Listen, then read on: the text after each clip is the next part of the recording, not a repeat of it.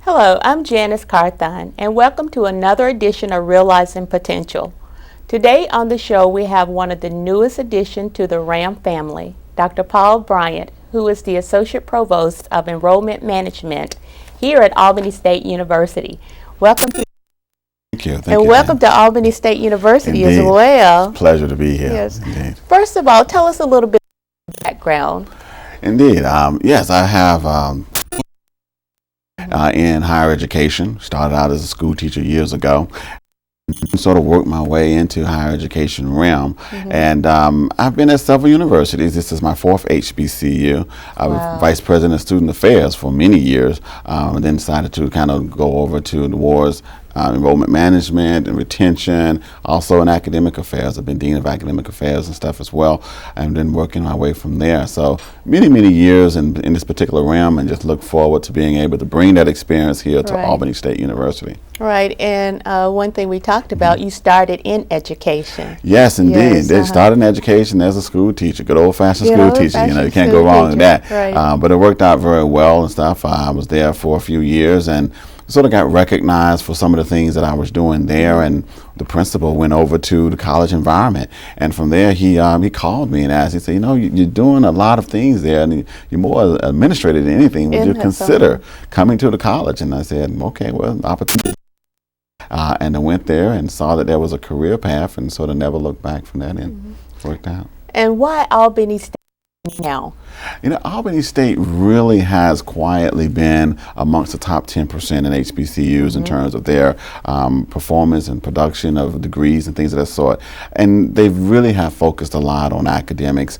So, and haven't had, you know, some of the nuances and things that you find on other campuses. So the opportunity to really come here is poised for change, the right type of change. It certainly has resources. It has the administrative support, and the team is where it needs to be. So I think now is a good time for Albany State to really come into its own in terms of effective performance and effective enrollment. This is a really good time to be able to make this happen here.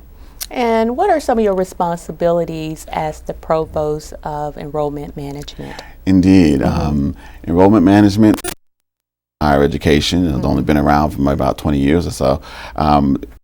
It's the admissions and recruitment aspect of college enrollment, to also the registrar piece of registration and advising reports to me as well, and the retention aspects of it. So it makes the enrollment piece more comprehensive, to say we're not just trying to get them in, but we're trying to get them in there, matriculate them successfully, and graduate them as well. So it brings all of those types of different types of offices and departments and services together, so that you're really dealing with the whole student.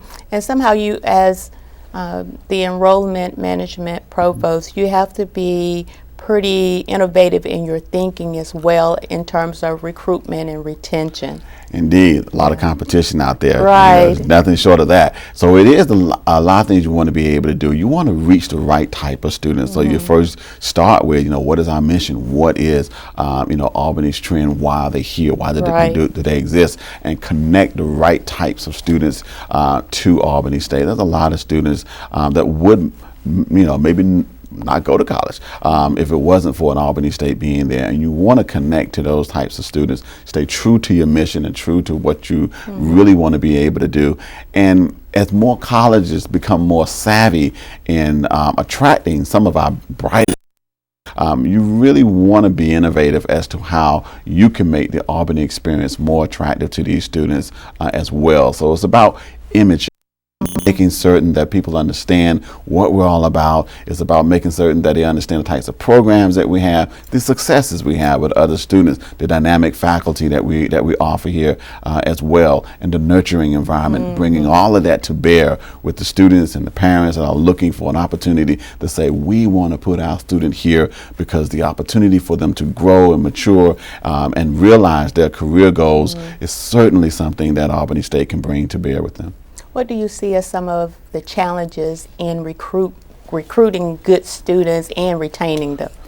Indeed, we certainly have a lot of challenges when it comes down to the bigger universities who have more resources. You have a Georgia State, you have a University of Georgia and others that have more resources that can offer more scholarships, be able to attract some of our students there. So we have a number of students that would normally come to an Albany State because they have done very well in high school and in their life. But when you have someone who has a $5,000, $10,000 scholarship in hand, it's hard to turn that down. And so, we have to really start to get more people involved in raising scholarship dollars so that we can have them come here as well. And oftentimes, that's the biggest draw. They're not going to these other campuses because they're that much better in terms of their academic offerings. It really is about the money that they were offered and the things that they were able to actually do. And so our ability to be able to also galvanize our alumni and others, our supporters, and say we need to be able to offer more scholarship dollars to these students so that they can come and be a part of the Albany experience. That's the biggest challenge of being able to really get those dynamic students here. You're exactly right. And also from reading your bio, I learned that you are an expert in change management.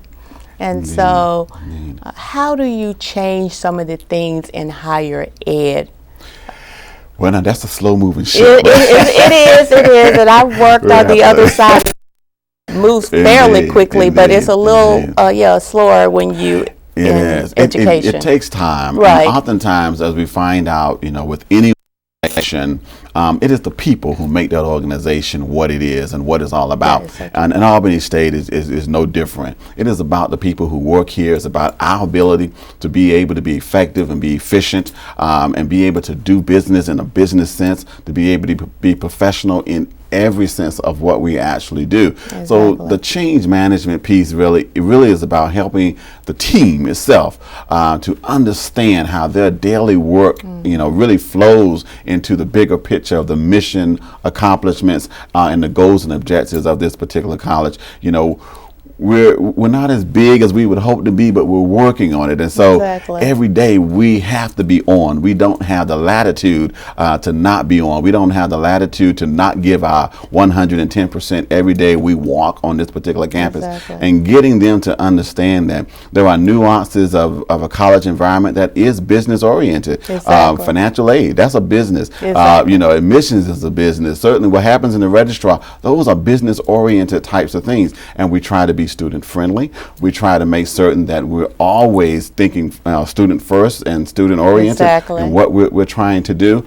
But there are aspects of what we do that need not have any focus other than just pure effective leadership and effective type of program. That's what students are calling about financial aid. If they're coming to get things done, if they're coming to get their classes registered for, everything should be seamless. We should, at Albany State, should be speaking with one voice, and that voice should be a voice of professional opportunities for students to come, get what they need, get in, get out, matriculate very successfully, and know how this experience made them feel wonderful enough that now they can go and encourage others to do the same thing. That type of change is really what we're looking at trying to bring here, because that's what drives and sustains Albany State for another 100 years to come. Right, and sound like you've been successful in making that happen in other places other than Albany State University, and that's why I can say I'm very excited to have someone like you with your experience here at Albany State. It works out. This is the fourth HBCU I've been to, and you learn how different things work and how to be able to move things forward, and the importance of being able to actually do that. that ability of being able to bring all of those experiences to bear and having those different types of innovative thinking is what makes it stronger, is being able to offer these things to Albany State to say, no, this is where we need to be going if we're heading in the direction that, you know, we all agree we need to be going in for the good of our students, and being able to get them to where they need to be. At the end of the day, it's about our students. It's about always about our students. You're exactly right. Without the students, you know, then there's no need for me to be here as a faculty, because I have no one to teach. That is so true. That is so true. At the end of the day, Janis, we have our degrees, and they're trying to get theirs. And we have to do everything we can to be able to make certain that we open up the doorways to be able to offer them the greatest opportunity to be successful. And we want to be able to do that every single day we come on this campus. The minute the minute we get out of our cars, it's on at that point, and we have to be able to give them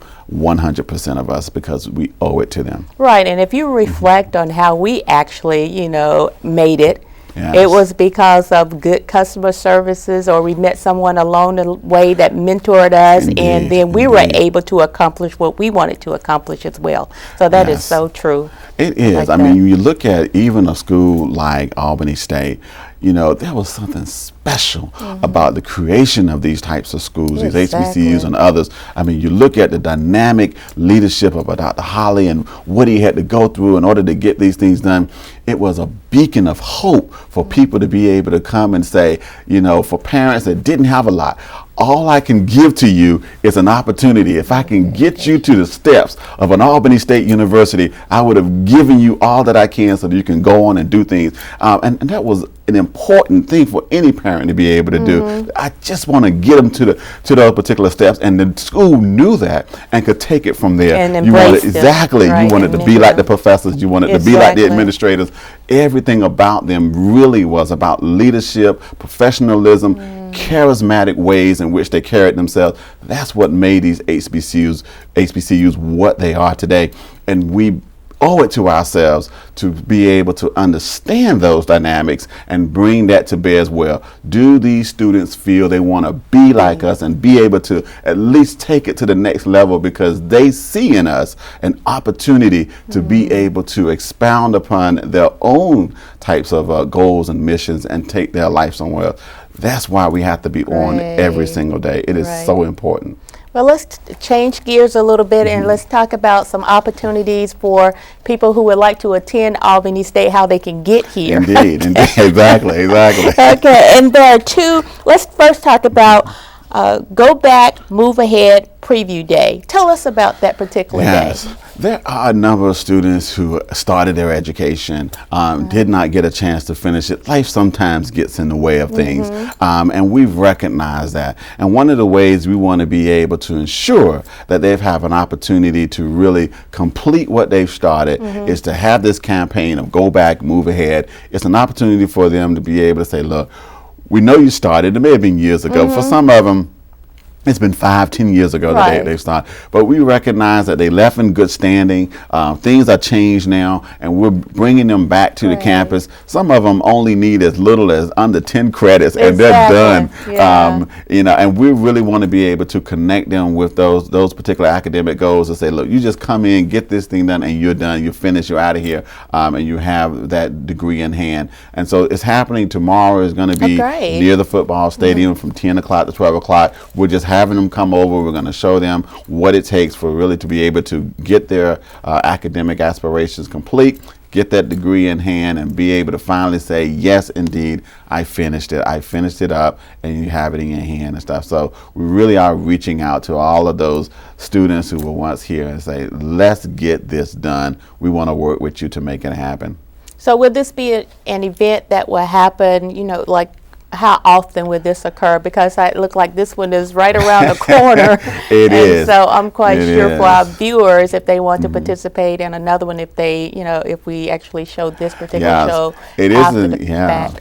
That is so true. It is an annual event. Good. And so we'll be doing it again next year stuff as well. So it takes time to be able to pull those names, look at it, get everything out there. This one happened pretty quickly. But next time we'll have more time to be able to get students involved in this and start making this happen. We'll be calling them all throughout the year. Okay, so you all actually make the contact with students, and then the other flip side of that, they can actually contact us as well, and we'll have that information. We'll talk about who to call and who to contact a little bit later on in the show. Indeed. But yes, indeed, they can definitely contact us, and we can definitely reach out to them as well. So we have the list of all those students who left in good standing, and we're making those phone calls and stuff. So it was hundreds of them as we were looking at it this time, and we were just going to say one student at a time, pick up the phone, just keep on calling. And there was a number that were very excited. And you could be so close too, and then life gets in the way. That's how it is sometimes, you know.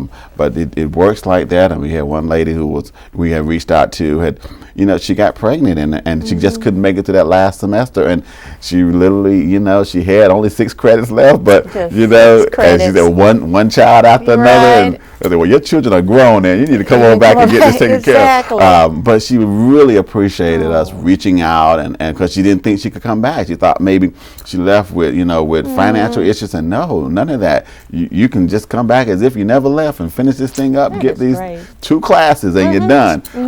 And she was just overjoyed. And it's those types of things those individuals we're really looking to try to reach out to say, we just want to offer this olive branch. Come on back here, get this thing taken care of, and let's celebrate these types of successes.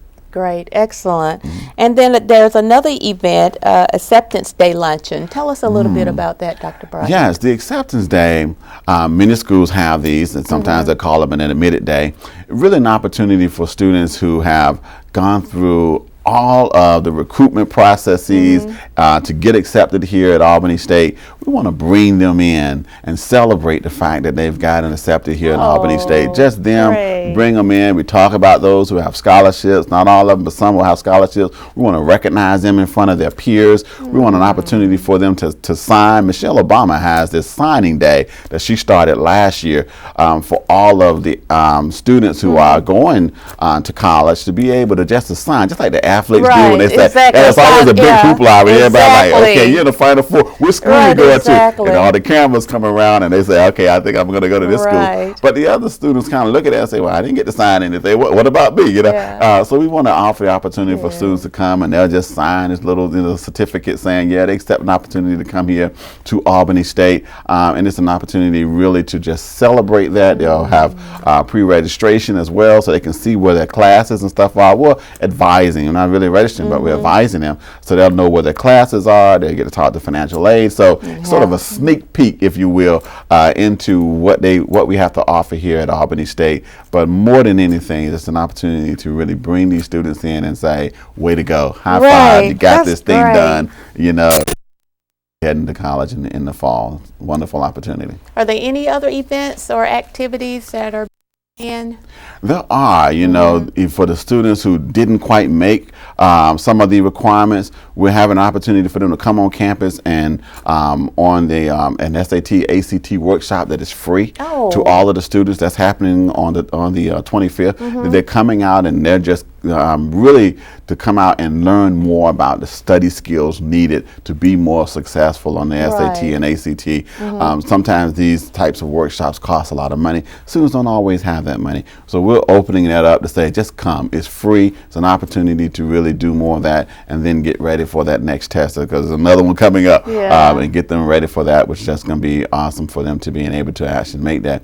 The acceptance day, and there's 2 of those, April 18th and May 2nd, to give students an opportunity to be a part of the acceptance day and doing things of those particular sort works out very, very well. And of course, everybody now is finding out about the wonderful opportunity for out-of-state students, which is the tuition.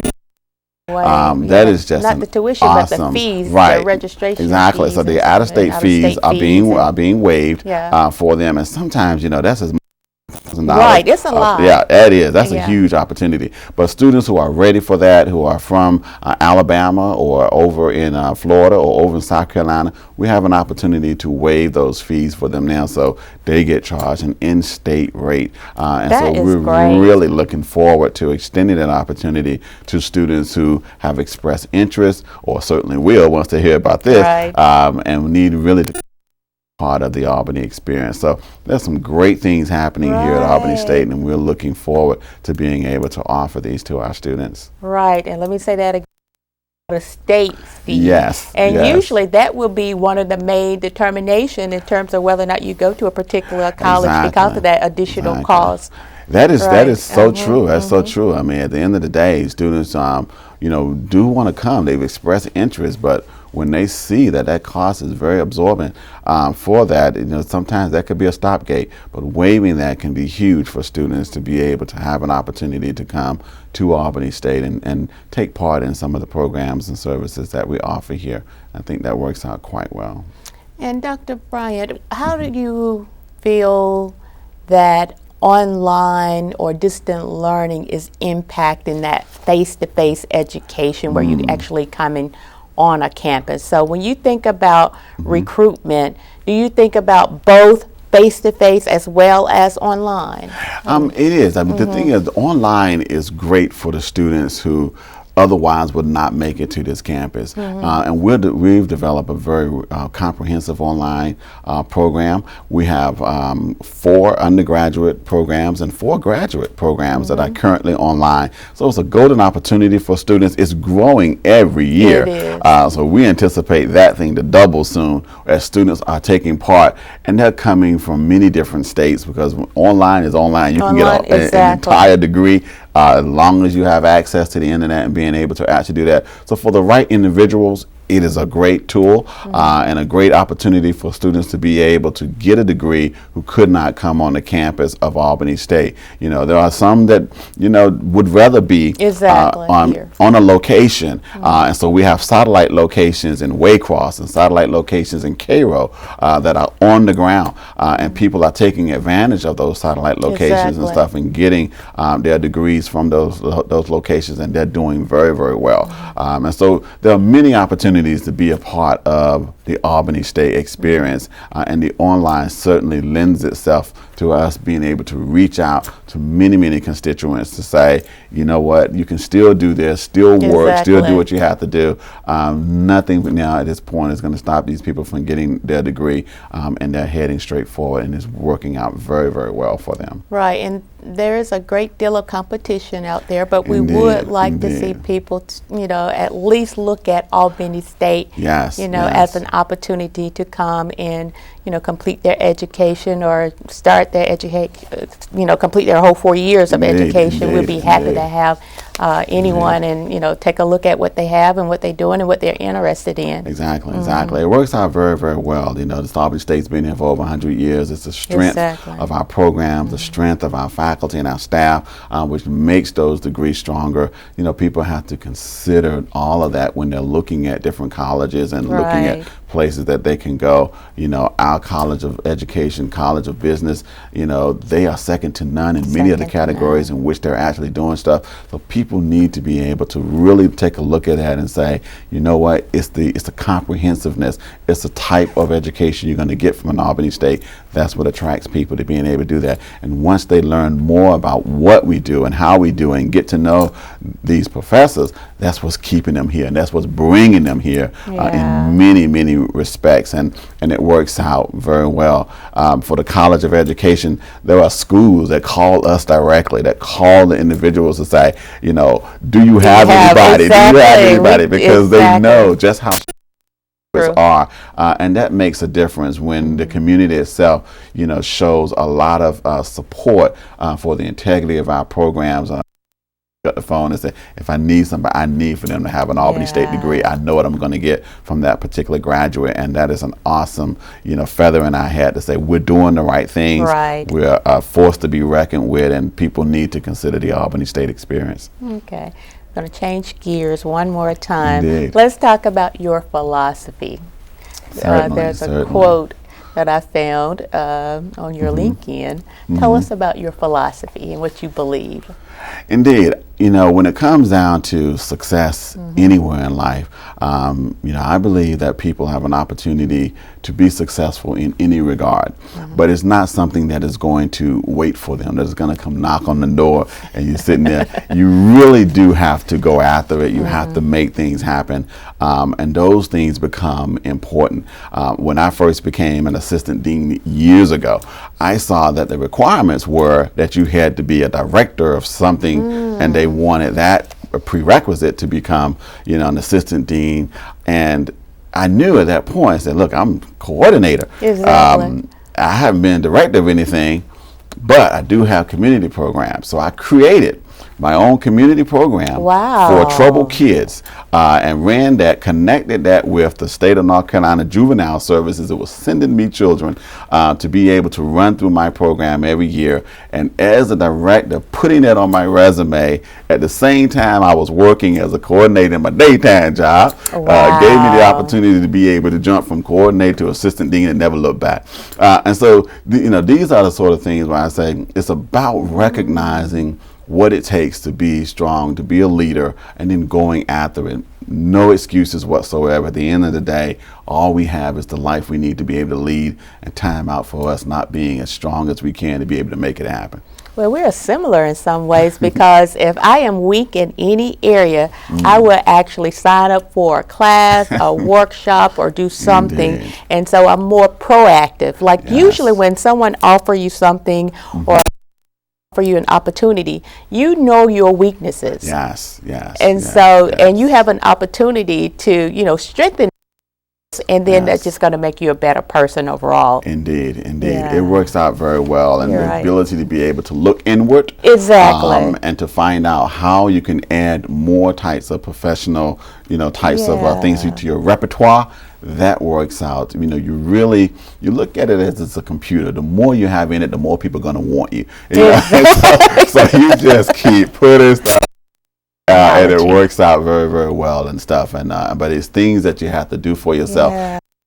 It's the same thing as well as the people who work for me. I said, you should always have that extra class, that class of you, your own folder, your own stuff. This is what you do, and you spend time every day throughout the week that you open that folder up and you just see what you need to be able to do to make yourself better. When you're better, you're going to get a better result and product out of what you're trying to do. And everybody just needs to take time to be able to say, tell me about the class of you. What do you do to make yourself stronger? Because at the end of the day, you know how the financial people say, pay yourself first. Well, you need to do that with your with your professional skills as well. Build yourself first, and then what you can do for others and stuff. And that was a lesson I learned years ago. And look like you act upon it. I mean, that is awesome. Indeed. I started out years ago running for political office. Someone who came to talk to me about that. At that point, I'm young. I'm 20-something years old. I'm wearing some of everything, my little, line clothes and everything. And the guy said, let that guy speak, the one with the flashy clothes. I took exception to it. I'm like, what do you mean flashy clothes? What's that about? But I talked with them later on. I said, after things were over, I said, why'd you call me flashy clothes? He said, because that's what you're wearing. He said, if you want to be recognized for your intellect, you need to make certain that you're taking care of you, because you're the youngest one in the room. And I just took that to heart. After that point, I've never wore a colored shirt since then. Since then, I was like, so for years and years and years, all white shirts and stuff, and kept everything conservative, to all the things away, gray suits, black suits, because it was important. Where I wanted to go, I couldn't question that was just being a bit more, flashy, unrecognized, not doing anything. So I recognized I needed to change, to do some things. And fortunately, I did so at a very young age and was able to transform and make those things happen and stuff. And so sometimes it's about really, listening to those who are trying to work with you and recognizing that you really do need to, as I say, dress for the job that you want. You need to also act for the job that you want, behave and move things forward for the position that you want as well. Opportunities will come to you when you're ready, but you need to be able to show that, and it will happen. It will unfold for you, and things would be able to definitely go your way. Love it, love it. So, Dr. Bryant, is there anything else you would like to share with our viewers? The main thing is that there are some new things happening here at Albany State University. People really need to understand that just like we all change as individuals, institutions change and they evolve, and different things happen. We have a dynamic leader in Dr. Dunning and the Provost and others who have come on board, and they're committed to trying to move things forward and make things happen. So I want the viewers to understand that, give Albany State an opportunity to show that different things are happening, that you can definitely succeed and make things happen from there. But come talk with us, learn more about us, make an informed decision about what you know and not about what you heard, about what you see. You really need to experience Albany State to understand Albany State. Love it. Thank you, Dr. Bryant. Show, and thank you. I think we are very blessed to have you here at Albany State University, and I look forward to working with you and look forward to seeing the great things that will happen here at Albany State with your leadership. Indeed, I look forward to it. It's a pleasure coming here, Janis, and keep doing what you're doing. We're on the right track. Great. Indeed. Viewers, this has been another edition of Realizing Potential. I'm Janis Carthon. Have a great day.